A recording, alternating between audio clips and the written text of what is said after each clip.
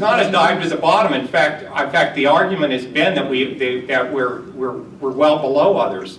So if we're at least acknowledging that we're increasing significantly our comparables, that's fine. Then maybe we can have a discussion about it. Let me do this. Let me just finish the point. Let me just finish this point. We too, who oppose this initiative, this attempt by a fair majority of the City Council to pull this off, we love Troy too. Okay.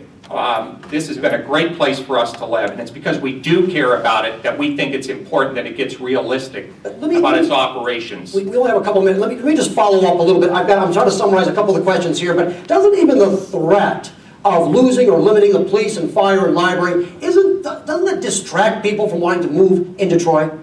When the threat is made, although not true, if it's in fact that the threat and the hysteria is believed, yes, but the fact is it's not an objective threat. There's a way of addressing these concerns by looking at the expenses associated with projects, by looking at benefit plans, by looking at the things that we have as a structure. Nobody in terms who's opposed to this is saying we're going to lay off police, that's our goal. Absolutely not. Let me just get there, because I know time is cut there, but to the yes team though, I'm trying to again summarize a couple of the questions. They are concerned about police, and I'm glad you made the comment about police, but it's my understanding, according to the pamphlet that was sent out to the residents, that the police and fire have agreed to a 5% wage reduction, but only if the millage passes. Right. Is that black belt? Yes team? Sorry, officers, I just read the questions here again. It's a matter of sharing the pain, yes. That if in fact they agree to I think it's a reasonable thing that if they agree to a wage concession, that we ought to agree to a little concession as well for the extra money that we're going to get as a result of our taxes going down next year. Jack, I'm going to give you real quick about 30 seconds because we got to close.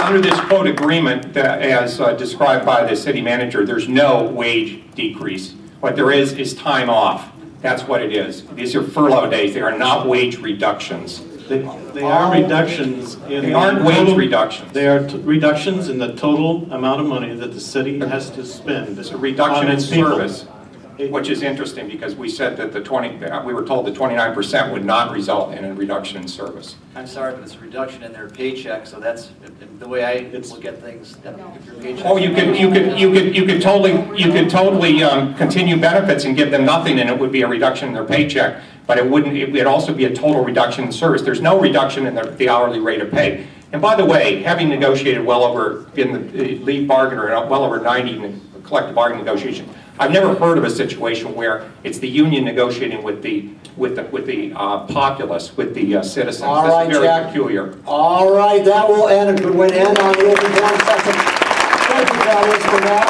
All right, let's move on before the start of this forum to see who would give the speaking order, and it was decided that the yes team would give the first. I'm sorry, it was decided John Szerlag would give the first closing statement. Mr. Szerlag. Thank you. If we were the private sector, if we made pizzas or had a dry cleaning shop or built cars and demand was down, we would calibrate our workforce accordingly.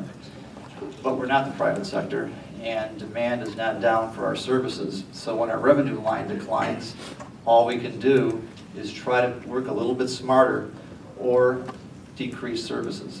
And those are the options that I had given to City Council and advised the public of such. I think that if you were to visit our website, it is www.troymi.gov. We have some information that you can delve into.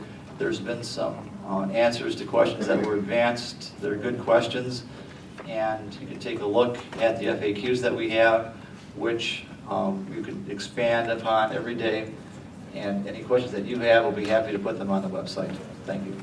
Thank you, John Szerlag. All right, the yes team, 2 minutes for closing. Yes, as I mentioned, I've been here 32 years. My children got a wonderful education here. They learned to